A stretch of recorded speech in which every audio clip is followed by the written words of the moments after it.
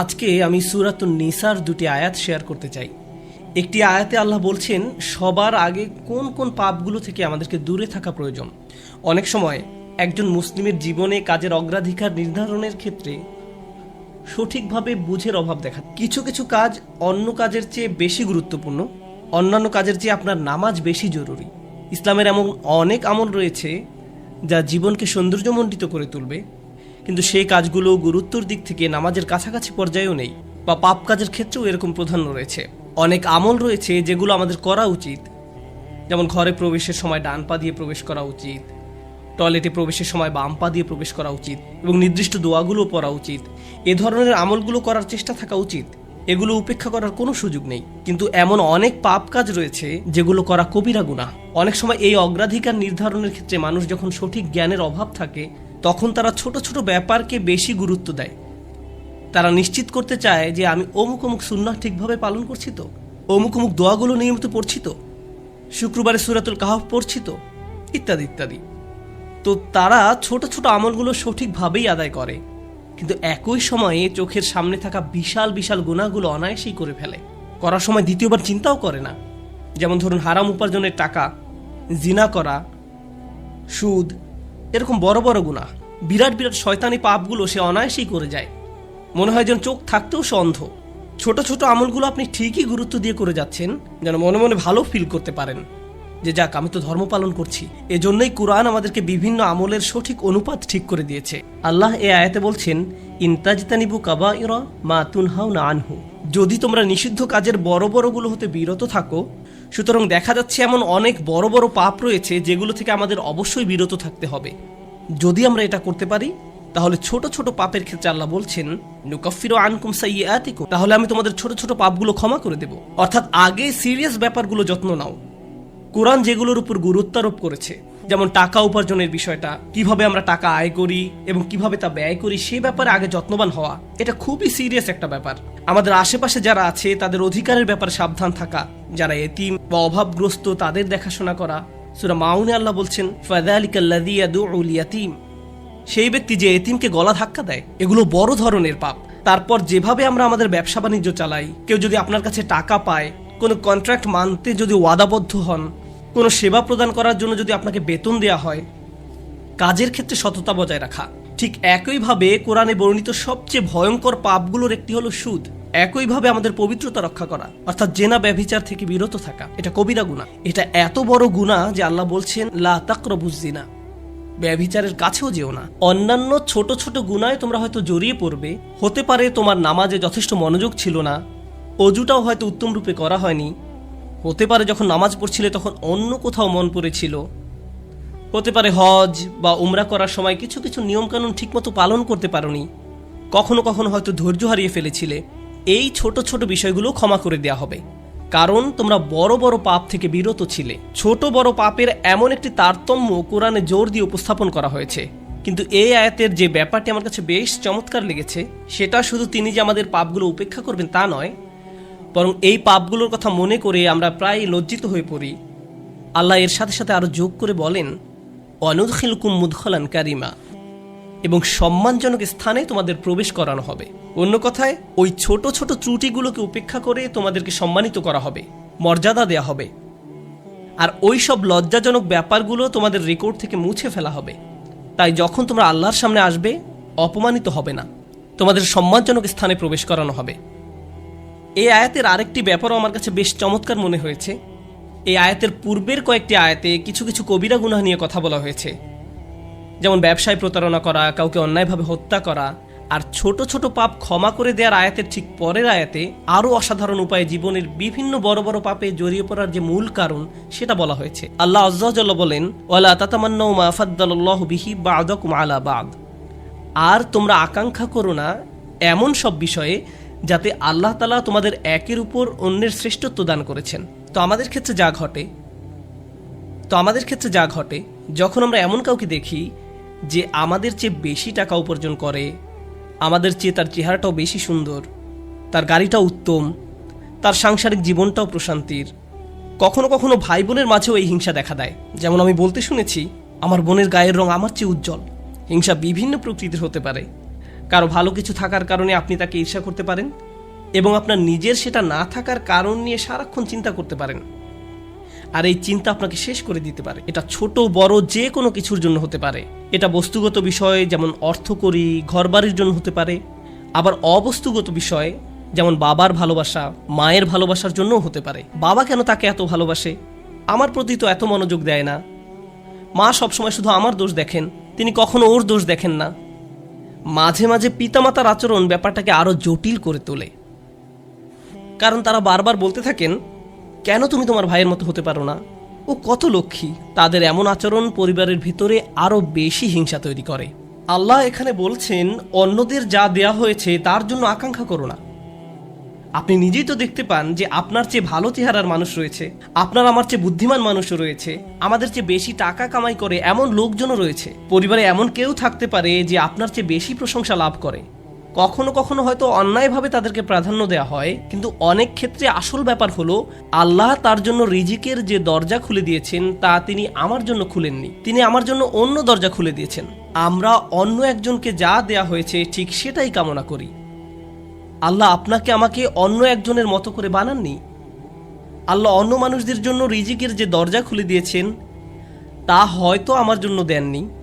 আমাদের প্রত্যেকেরই রয়েছে জীবিকা উপার্জনের স্বতন্ত্র সুযোগ। আল্লাহর অনুগ্রহ অর্জন করতে হলে আমাদের প্রত্যেককে যে সুযোগ দেয়া হয়েছে তার আলোকে কঠোর পরিশ্রম করতে হবে, অন্যদের সাথে নিজেকে তুলনা করে নয়। এই আয়াত যে ইতিবাচক বিষয়গুলোর প্রতি জোর দেয় সেটা আলোচনা করার পূর্বে আমি আরেকটা ব্যাপারে কথা বলতে চাই। এই হিংসা কেন অনেকগুলো বড় বড় গুনাহের মূল কারণ? আমাদের জানা মতে রেকর্ড করা ইতিহাসে আল্লাহর বিরুদ্ধে সর্বপ্রথম যে বিদ্রোহ করা হয় তা হলো ইবলিস শয়তানের বিদ্রোহ। আর এই বিদ্রোহের মূল কারণ ছিল হিংসা। সে কেন এত মনোযোগ পাচ্ছে? তাকে তো জাস্ট মাটি দিয়ে তৈরি করা হয়েছে। এভাবেই অবাধ্যতার শুরু। মানুষ পৃথিবীতে আসার পর সর্বপ্রথম যে পাপটি সংঘটিত হয় তা হলো কাবিল কর্তৃক তার ভাই হাবিলের হত্যা। সেটাও ছিল হিংসার কারণে।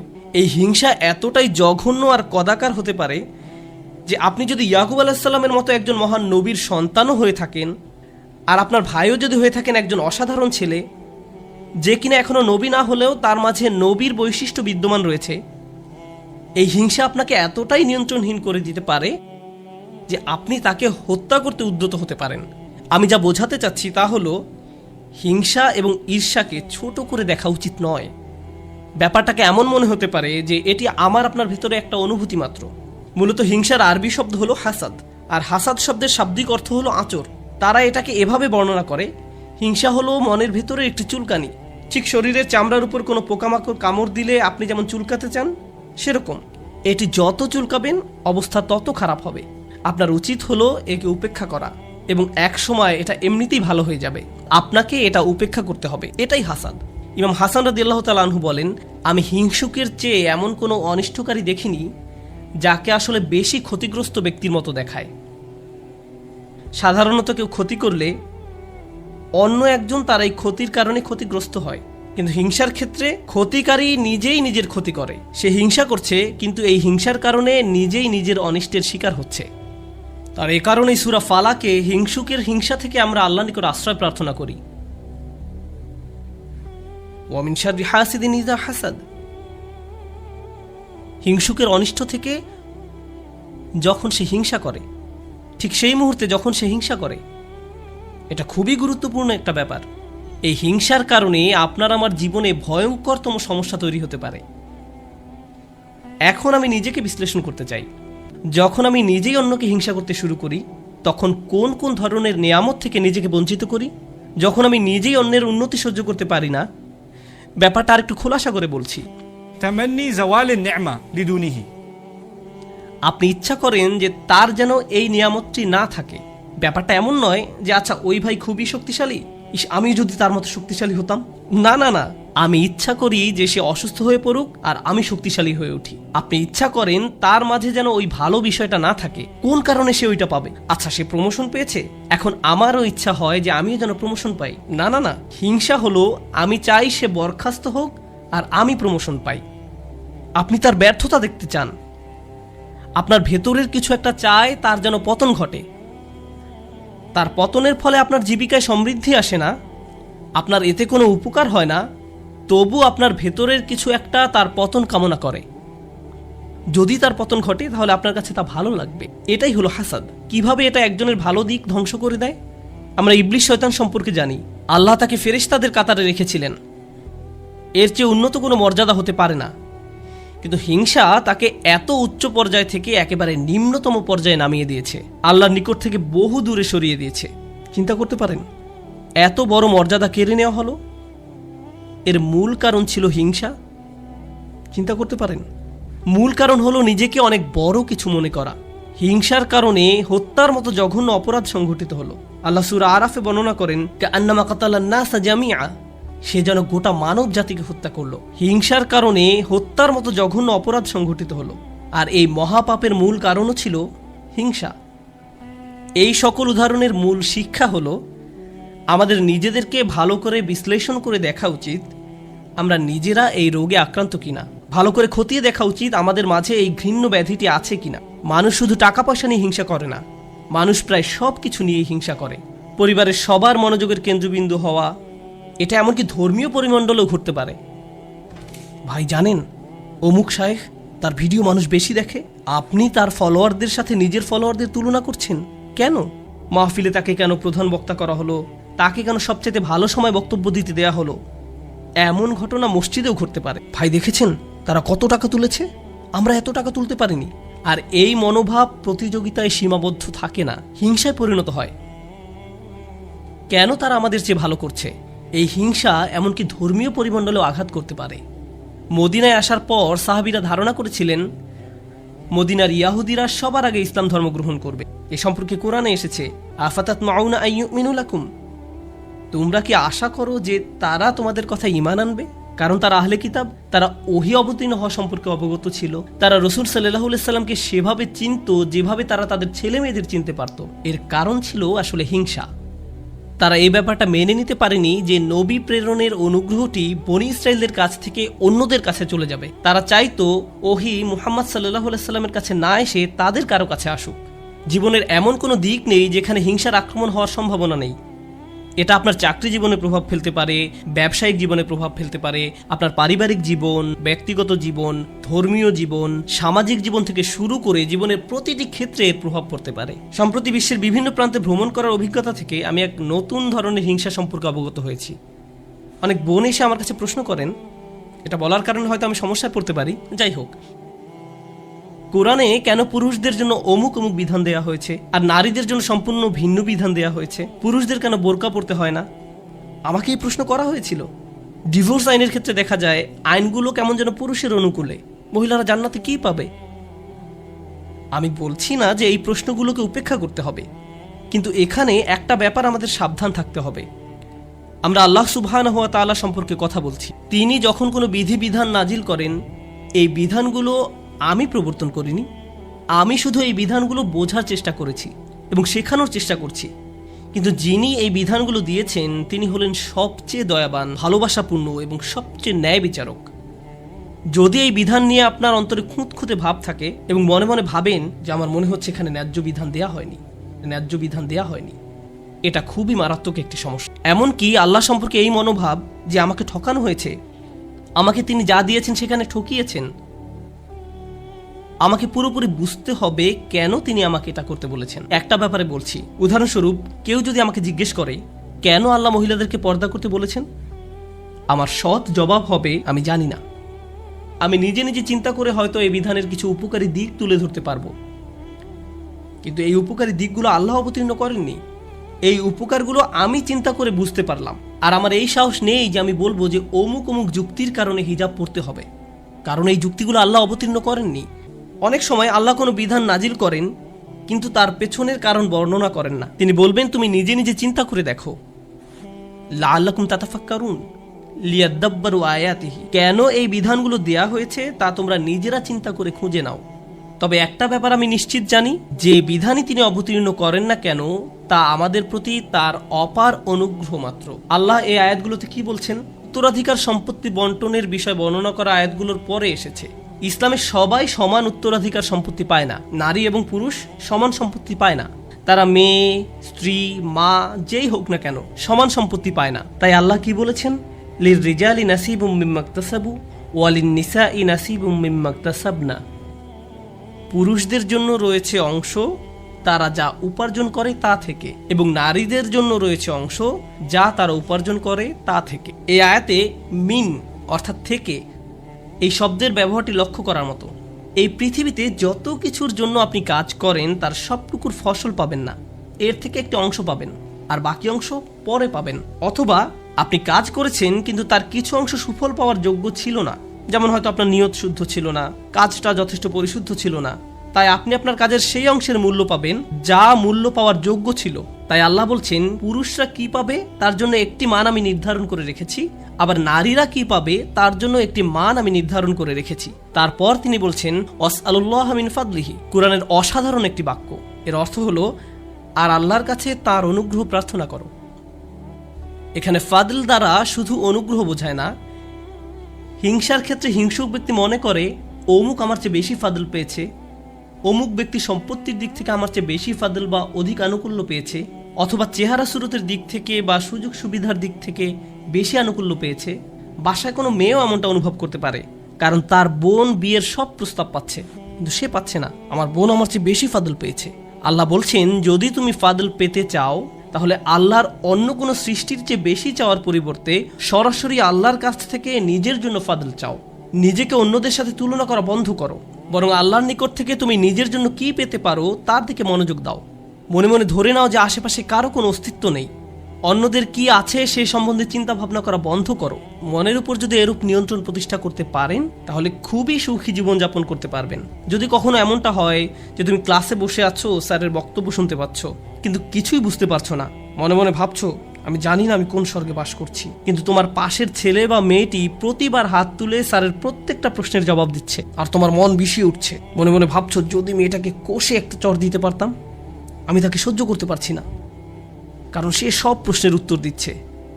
তোমার সকল মনোযোগের কেন্দ্রবিন্দুতে এমন একজন যে তোমার চেয়ে বেশি বুদ্ধিমান, যে স্যারের প্রিয় ছাত্র, যে সকলের মনোযোগ পাচ্ছে, যার কারণে তোমার নিজেকে খারাপ ছাত্র মনে হয় বা যার কারণে তারা তোমাকে লজ্জা দিচ্ছে। কিন্তু একটা ব্যাপার কি তুমি খেয়াল করেছো? তুমি সেখানে বসে আছো শুধু তুমি এবং শিক্ষক। তুমি এখানে এসেছো শিখতে, অন্যের দোষ না দিয়ে তোমার উচিত নিজেকে দোষ দেয়া। হায় হায় আমি আমার মনোযোগ হারিয়ে ফেলেছি। নিজের কাছে ব্যাখ্যা দাবি করো কেন তুমি মনোযোগ হারালে। প্রশ্ন করতে গিয়ে লজ্জা অনুভব করো না। তুমি এখানে এসেছো নিজের উন্নতি সাধন করতে, অন্যদেরকে নিজের মূল্য বোঝাতে নয়। তুমি এই জন্য শিখতে আসনি। একই কথা প্রযোজ্য চাকরির জায়গায়, পরিবারের। অন্য কাউকে বেশি দাম দেওয়া হচ্ছে বলে আপনি নিজেকে গুটিয়ে ফেলবেন না। যদি কোনো অন্যায় করা হয় আপনি কথা বলুন, কোনো কিছু যদি বলার থাকে বলুন। যদি কোনো কিছু আপনাকে বিরক্ত করে ভেতরে ভেতরে জ্বলবেন না এবং এটাকে বড় হতে দিবেন না, নিজের ভেতরে ঘৃণা তৈরি হতে দেবেন না। আমরা আল্লাহর নিকট যে দোয়াগুলো করি তার একটি হলো ওয়ালা তাজআল ফি কুলুবিনা গিল্লাল লিল্লাযিনা আমানু। ঈমানদারদের বিরুদ্ধে আমাদের অন্তরে কোনো বিদ্বেষ রেখো না। যখন আমরা কিয়ামতের দিন তার সামনে দণ্ডায়মান হব তখন যেন আমাদের অন্তরে ঈমানদারদের বিরুদ্ধে কোনো গিল বা খারাপ অনুভূতি না থাকে। আমরা দুনিয়াতেও এটা চাই না, আর জান্নাতে আল্লাহ আমাদের থেকে তা দূরে রাখুন। তাই এই ব্যাপারটা পার্থিব জীবনে ঘটতে পারে। এমন হতে পারে যে কারো বিরুদ্ধে আপনার অন্তরে হিংসার মনোভাব তৈরি হচ্ছে, ও সে তো এই পজিশন পাওয়ার যোগ্য নয়, সে তো অমুক কাজ করার যোগ্য নয়। আপনার অন্তরে যদি এমন অনুভূতি তৈরি না হয় তাহলে সেটা খুবই ভালো। কিন্তু অনেক মানুষ আছে যারা এভাবে চিন্তা করে ওই লোক আমার চেয়ে অনেক বেশি বেতন পায়, সে কেন আমার চেয়ে বেশি বেতন পাবে? তারা কত টাকা বেতন পায় বা না পায় তার সাথে আপনার সম্পর্ক কি? আপনি কি করেন? আপনি কি অর্জন করেছেন? আপনার যদি মনে হয় যে আপনার আরো বেশি বেতন পাওয়া উচিত তাহলে ব্যাপারটা যথাযথ কর্তৃপক্ষকে বলুন। ওয়াসআলুল্লাহ মিন ফাদলিহি, আল্লাহর কাছে তাঁর অনুগ্রহ প্রার্থনা করুন। ইন্নাল্লাহা কানা বিকুল্লি শাইইন আলিমা, নিঃসন্দেহে আল্লাহ তাআলা সর্ববিষয়ে জ্ঞাত। যখন আমরা অন্যের সাথে নিজেকে তুলনা বন্ধ করব, যখন পুরুষ বা নারী হিসাবে কি পেলাম বা কি পেলাম না এসব নিয়ে চিন্তা করা বন্ধ করব, অমুক অমুক ব্যক্তির কারণে আমি পেছনে পড়ে আছি এমন চিন্তা করা বন্ধ করব, আপনার এবং আল্লাহর মাঝে আর কেউ নেই। যদি কোনো বিষয়ে অগ্রগতি অর্জন করতে চান সরাসরি আল্লাহকে বলুন ওয়াসআলুল্লাহ মিন ফাদলিহি।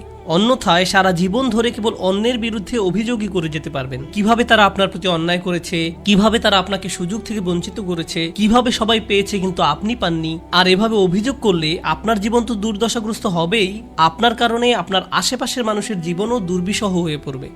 এই আয়াতটি নিয়ে সর্বশেষ যা শেয়ার করতে চাই, বিশেষ করে যখন আমরা তেলাওয়াত করি ওয়া মিন শাররি হাসিদিন ইযা হাসাদ, এখানে ইজা শব্দটির দিকে বিশেষ মনোযোগ দিন।